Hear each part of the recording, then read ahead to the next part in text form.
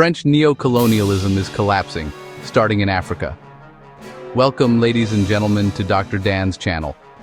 Today we explore how France's current crisis, marked by severe economic contraction, surging energy prices, and extraordinary political turnover, cannot be understood simply as the failure of domestic governance. Instead, it is the visible surface of a much deeper structural rupture. The slow but decisive collapse of France's post-war neocolonial economic ecosystem in West and Central Africa. For decades, the French political establishment relied on an external model of monetary control, resource extraction, and privileged market access to sustain its own internal stability. And now that system is unraveling. The foundations of France's economic and political order are shaking in tandem. France today confronts simultaneous crises: a sharp decline in industrial competitiveness, a 40% surge in electricity prices since 2022, and a collapse in confidence in its governing institutions. 5 prime ministers in 2 years is not a sign of political renewal. It's a symptom of a governing system struggling to maintain coherence. What we see is that the tools which France once used to stabilize itself are no longer effective. Because the country's post-war equilibrium was always fragile, built less on domestic resilience than on a complex architecture of external advantages. To understand the present turmoil, we must look back to the late 1940s. After World War II, France was effectively bankrupt. Its factories were damaged, its currency was weak, and its colonies were pushing for independence. Lacking the domestic industrial base to finance a rapid recovery, Paris constructed a new economic model centered on the continued extraction of value from its former colonies. The CFA Franc system, imposed on 14 African nations across West and Central Africa, was the core of this architecture. It allowed Paris to channel African foreign exchange reserves into the French treasury, artificially lowering French borrowing costs and stabilizing the franc for decades. This monetary mechanism acted as a hidden subsidy to the French state, enabling levels of social spending and industrial support that France could not otherwise have afforded. The second pillar was resource dependency. Above all, uranium from Niger and other producers powered France's nuclear-heavy energy system. Cheap uranium allowed France to become Europe's leading exporter of electricity and global supplier of nuclear technology. For years, this external advantage masked structural weaknesses in the French economy: declining industrial productivity, fiscal deficits, weakening competitiveness. To grasp how deeply France's current instability is tied to Africa, one must examine the CFA Franc system, arguably the most effective and least discussed instrument of neocolonial power in the modern world. After 1945, with its industrial base weakened and its fiscal capacity exhausted, France needed a mechanism to preserve economic influence over territories rapidly moving toward independence. The solution was not overt occupation, but a financial architecture that kept African economies structurally dependent on Paris long after the French flag was lowered. The CFA Franc, instituted across 14 West and Central African nations, created precisely such a system. Under its rules, African governments were required to deposit half of their foreign exchange reserves directly into the French treasury. This arrangement granted France extraordinary leverage. Paris could unilaterally manage monetary policy, set exchange rates, and dictate the financial conditions under which African economies operated. For France, the benefits were substantial. By capping African reserves, the French state enjoyed artificially low borrowing costs, enabling it to finance reconstruction, support welfare programs, and stabilize its national currency. Between 1970 and 2008, France is estimated to have absorbed over US $850 billion in value through this system, money that might otherwise have financed African schools, infrastructure, or industrial development. Instead, it strengthened French banks, supported Parisian investment portfolios, and bolstered the state's ability to offer welfare programs that its own economy increasingly struggled to sustain. For African nations, the system imposed a permanent developmental ceiling. Exchange rates were kept strong to favor imports from France. Local manufacturing could not effectively compete with subsidized French goods. African economies remained exporters of raw materials, uranium, gold, oil, cotton, while importing higher-value finished products from Europe. In effect, the CFA system preserved the economic logic of colonialism long after formal political independence. This monetary architecture also provided France with strategic insulation. So long as African reserves flowed into the French treasury, Paris could maintain a degree of fiscal comfort even as its domestic industrial competitiveness eroded. The CFA system acted as a hidden stabilizer for the French economy, an external safety net shielding France from the full consequences of its domestic structural weaknesses. But systems built on asymmetry cannot endure indefinitely. As African states began questioning the legitimacy of the CFA arrangement and seeking alternative partnerships, France's monetary pillar began to crumble, setting the stage for a broader collapse of its neocolonial model. While the CFA franc gave France monetary leverage, the second pillar of its neocolonial model rested upon a single strategic resource: uranium. Few countries are as dependent on nuclear energy as France, where over 70% of electricity is generated by nuclear reactors. This reliance created both a tremendous advantage and a hidden vulnerability. For decades, cheap and secure uranium imports from Niger, secured through political influence, preferential contracts, and opaque accounting, allowed France to maintain some of the lowest electricity costs in Europe and to export nuclear technology globally. This was the energy engine behind France's industrial competitiveness. Paris understood this dependency clearly. French companies, especially the state-linked giants Orano, formerly Areva, and Total Energies, dominated uranium mining across the Sahel. The extraction model was rooted in centuries-old colonial practices. Undervalued purchase agreements, weak royalty structures, and significant discrepancies between what was mined and what was officially reported. For example, studies show that Niger's share of value added was often minuscule compared to what French firms captured. Cheap uranium was not just an economic advantage, it was the linchpin of France's social contract. Low electricity prices supported households, kept inflation in check, and enabled France to sell electricity to neighboring European countries. Every year, tens of billions flowed into the French economy through nuclear exports, reactors, engineering services, high-value components, and electricity itself. Uranium from Africa subsidized not only French industry but also the political stability France enjoyed for decades. Yet this dependency also created a strategic blind spot. France assumed that its dominant presence in Niger, and in the broader Sahel, was permanent. But Africa was undergoing a profound shift.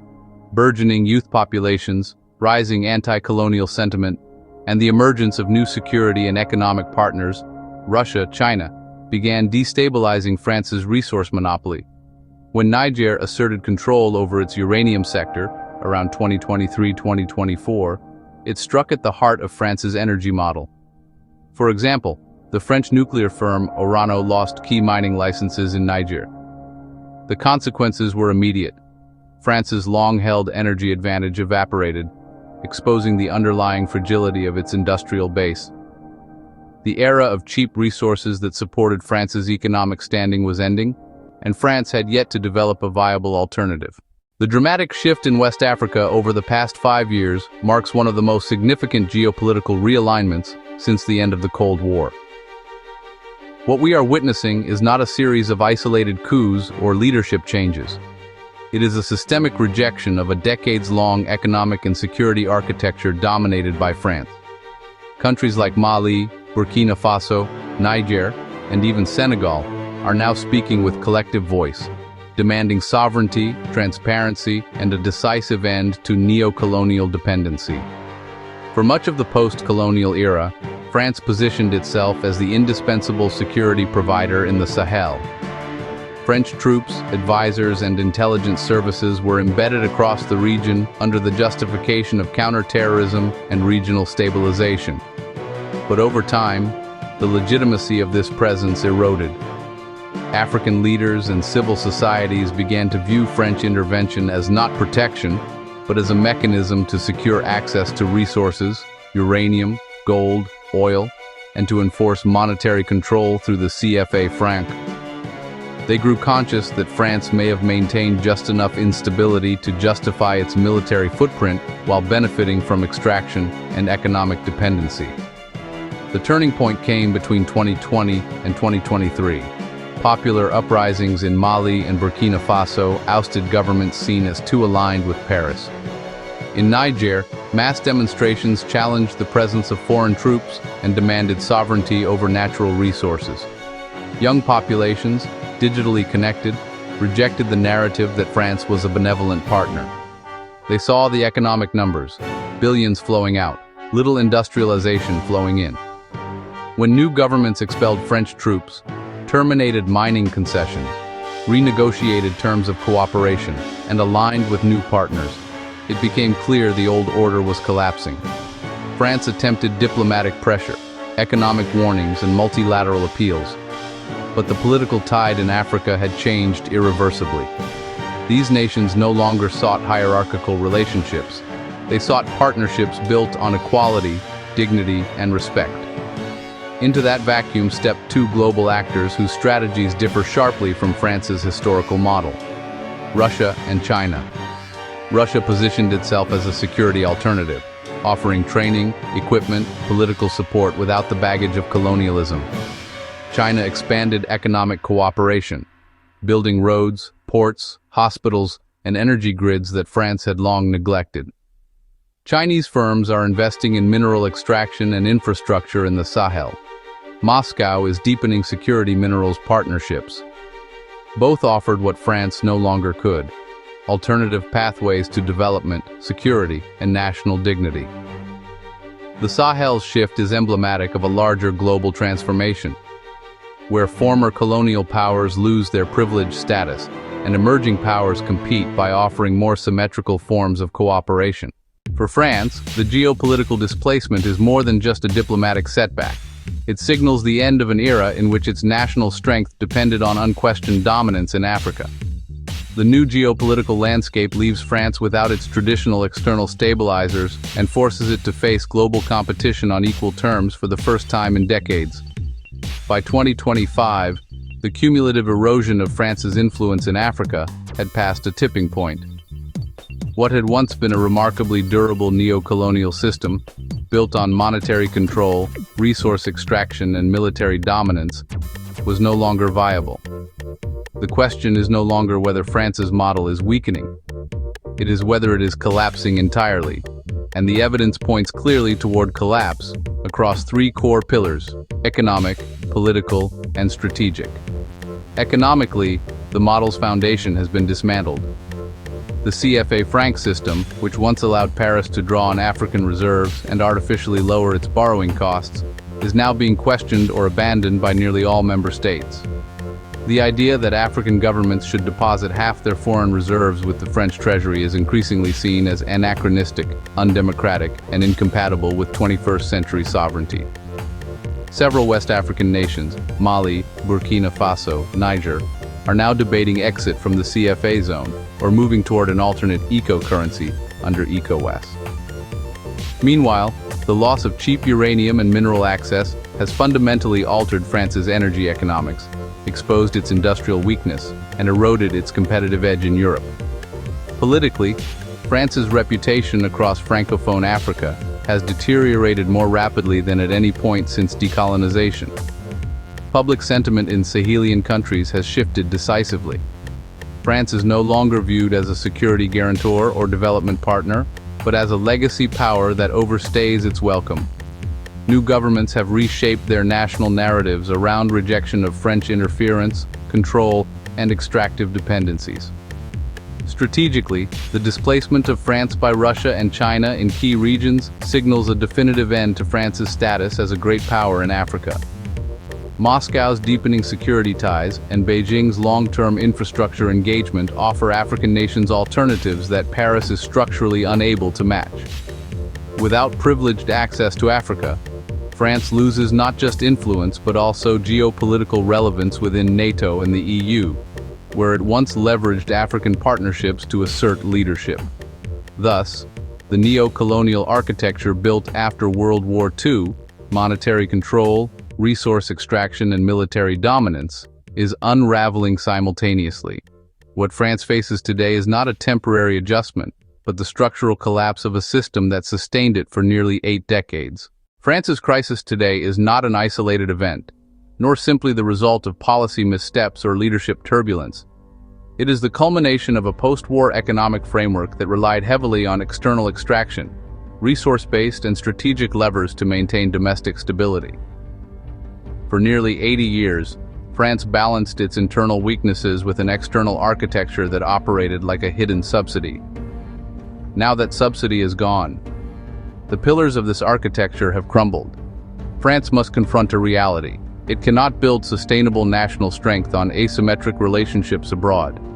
The collapse of France's neocolonial model in Africa is not solely an African story. It is fundamentally a French story. The loss of access to cheap uranium, the unraveling of the CFA Franc framework, the expulsion of French troops, and the decline of French corporate dominance in West and Central Africa all point to the end of a geopolitical cycle. France can no longer rely on the privileges of a bygone era to lower its borrowing costs, stabilize energy prices, or assert global influence. The world has changed. France's model has not. There is, however, a more profound lesson. The erosion of France's influence in Africa did not occur because African nations suddenly became hostile, but because France failed to reinvent its relationship with the continent. While Germany reindustrialized, China built infrastructure, and the United States shifted its strategic focus, France remained anchored to an old model that expected loyalty without offering true partnership and influence without mutual respect. African states, empowered by demographic confidence, digital connectivity, and diversified diplomacy, walked away from a system that no longer aligned with their aspirations. For France, the path forward requires profound internal renewal. The country must rebuild its economic base on genuine competitiveness rather than external extraction. It must reform its energy system, invest in industrial innovation, and modernize its political institutions to restore public trust. It must also engage Africa and the wider world, not as a dominator, but as an equal partner. The era of unilateral advantage is over. The future belongs to nations that build cooperative, sustainable, and mutually beneficial ties. If France embraces this transition, the collapse of its neocolonial model could become an opportunity for long-term renewal. If it resists the current crisis, economic, political, and strategic decline will only deepen. The choice is now unavoidable. France must reinvent itself at home, or risk becoming a diminished power in a rapidly multipolar world. Thank you for watching. The story of France and Africa today is not just about past connections or colonial legacies. It is about change, power shifts, and the renegotiation of sovereignty. This moment may mark the end of one era and the beginning of another. Please subscribe, comment, and share.